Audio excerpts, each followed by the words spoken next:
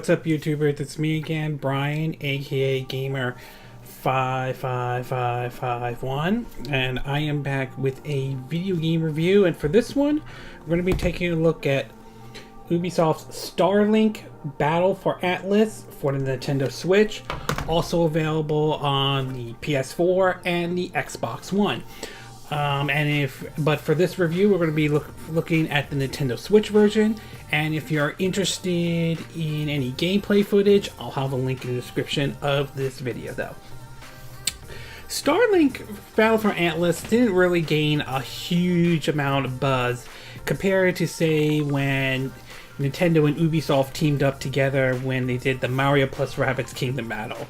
I mean, when I first saw the trailer and all, though, the game looked interesting, but it didn't really get my attention or really caught any attention from me. And the whole Toys for Life thing, I wasn't 100% sure that was going to take off, considering the fact that sort of that phase has the whole Toys for Life thing has kind of faded out.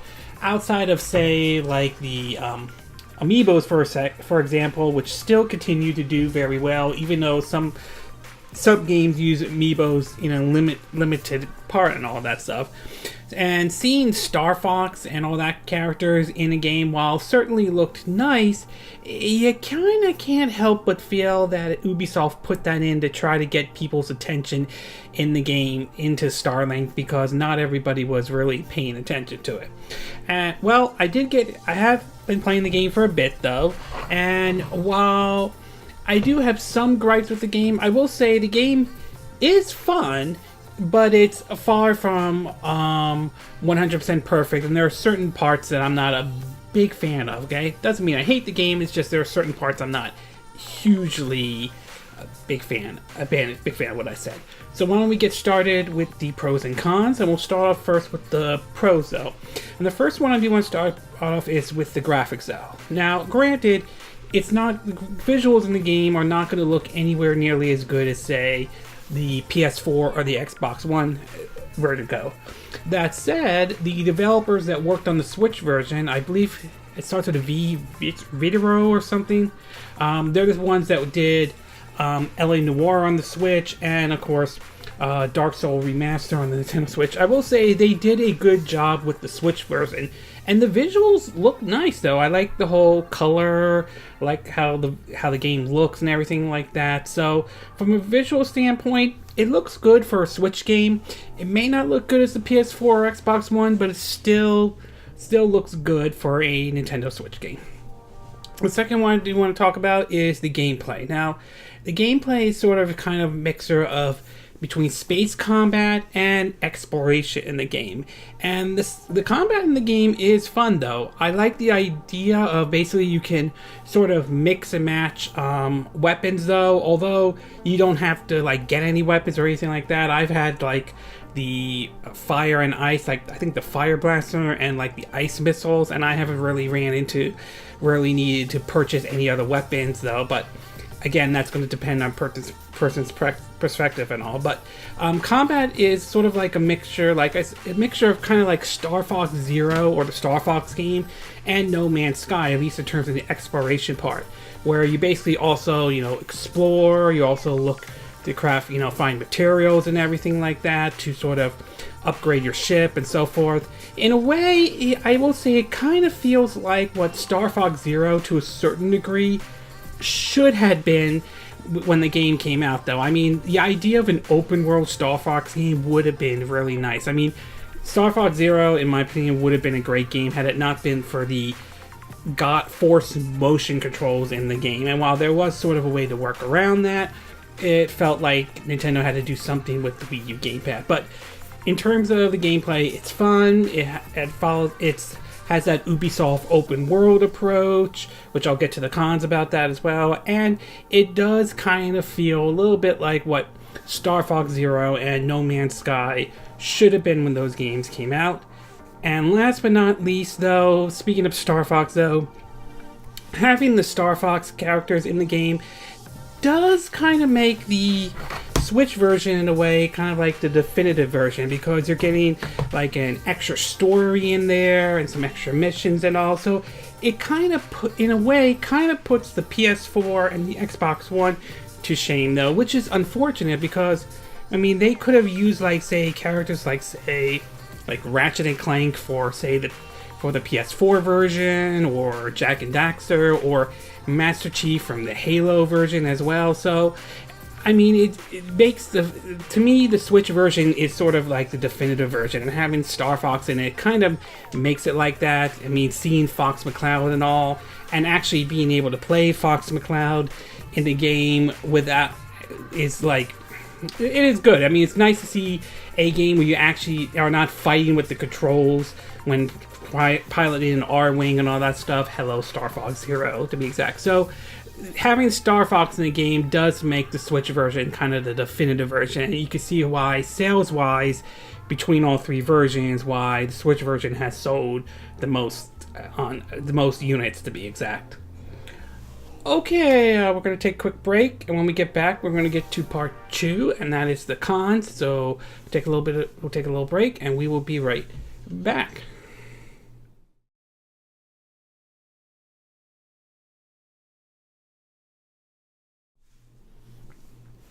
Okay, and we are back with part 2 of our video review of the Switch version of StarLink Battle for Atlas.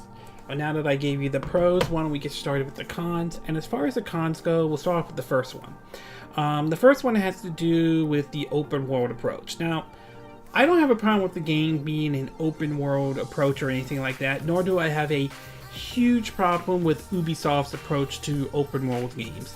That said, though, that's not to say everyone will be a fan of it. And if you've played Ubisoft's open world approach, though, if you played any other game from them before, you're probably going to get the idea of it. And some people may like that, some people may not, though. In one case, there are certain like radar or research places that kind of act I like how it is in the old Assassin's Creed game, where if you get to the top of the point, you can sync everything and sort of unlock and find everything.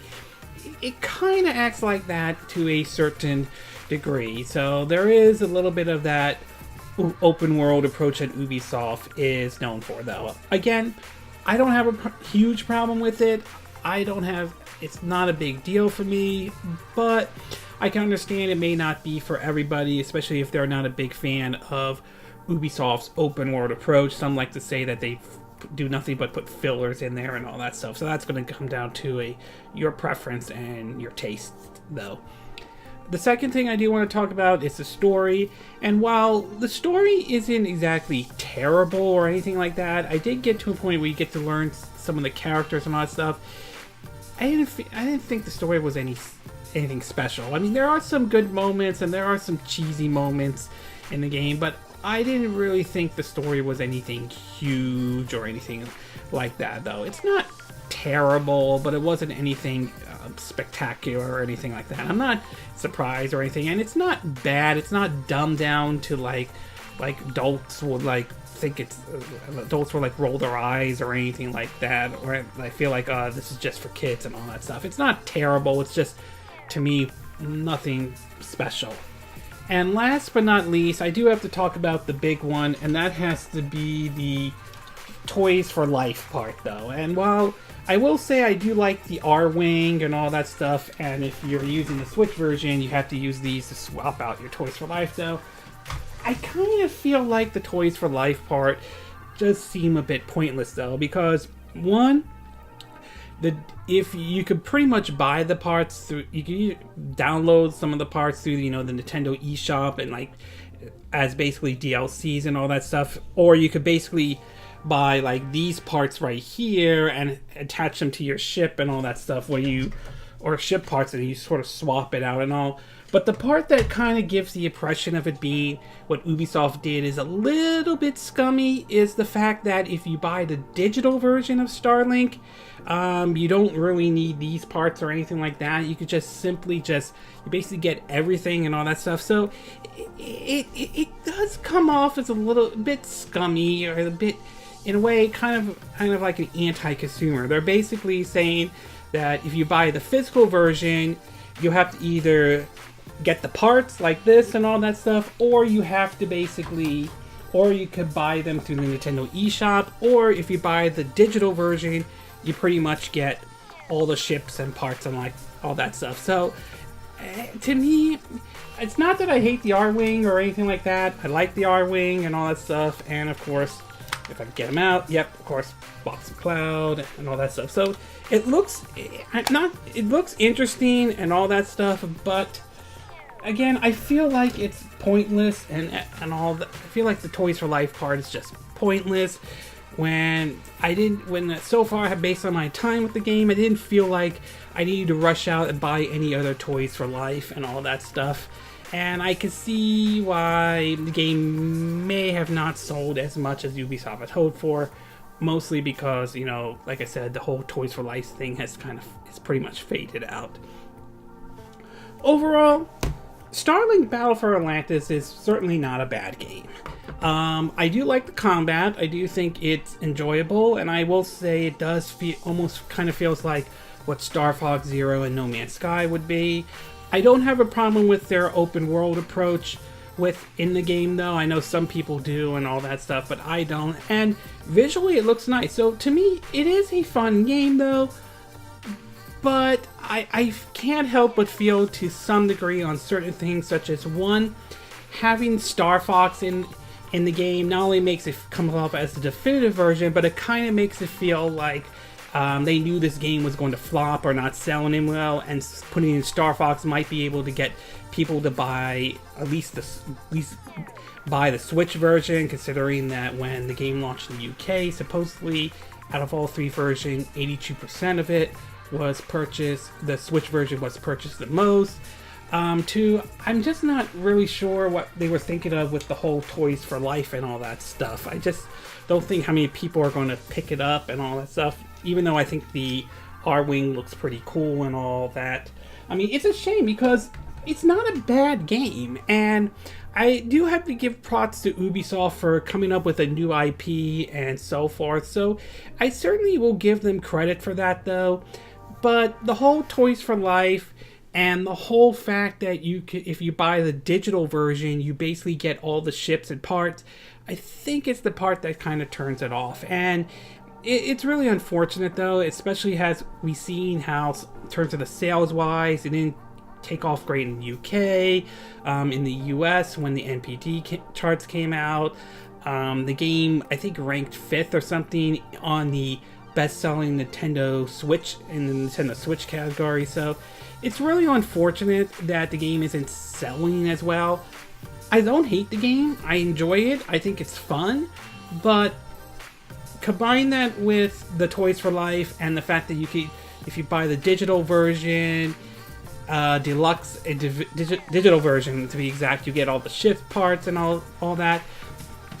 I just feel that there were several things going against it, and I think that's really unfortunate because, like I said, I like the game. I think it's fun. I just wish that they didn't have to reduce themselves to using Toys for Life, or if I could get them out, yep, or have to rely on StarFox to sell your product, because as great as that is, it just feels like you had to put them in because of you felt like the game was not going to sell it very well, compared to, say, last year with Mario plus Rabbids Kingdom Battle, which a lot of people really enjoyed that game and all. So overall, I did enjoy StarLink Battle for Atlantis. I still enjoy the game, though, but I think there are some decisions Ubisoft made that I kind of question whether or not that was the right decisions for me, and whether or not that may have hurt the game overall. Okay, this concludes my video review of StarLink Battle for Atlas, though. And again, these are my opinion. What are yours? Have you picked up StarLink Battle for Atlas, though? If you did, which version did you decide to go with? Did you decide to go with the PS4, Xbox One, or the Nintendo Switch version, though? Do you think the game is fun? Do you enjoy the gameplay in the game? Do you like the open world approach that Ubisoft is known for, though?